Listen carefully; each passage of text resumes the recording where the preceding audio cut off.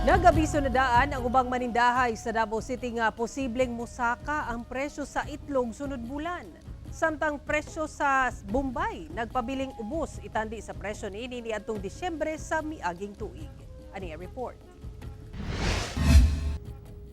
Nagpahimangno ng daan ang ubang manindahay sa Bangkerohan Public Market sa Davao City nga posibleng musaka ang presyo sa itlog sa bulan sa Disyembre.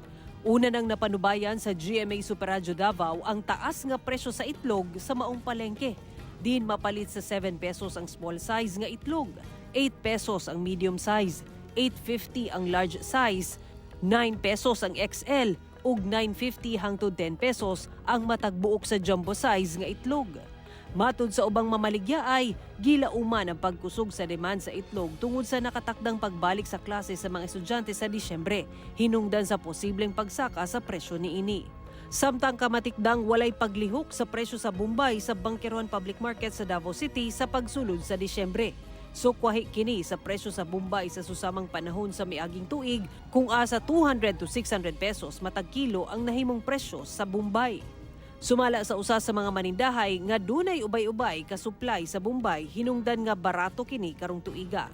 Sa karon ang presyo sa Bombay modula sa 70 to 90 pesos ang matag kilo. Ang white onion mapalit sa 80 pesos ang matag kilo. Samtang dunay pagsaka sa presyo sa atsal nga miabot sa 220 pesos matag kilo.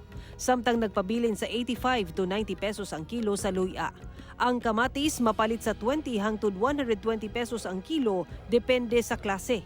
Sili kulikot mapalit sa 50 pesos matag kilo ug ang ahos mapalit sa 140 pesos ang matag kilo. Sara Hilomen Velasco, 1 Mindanao.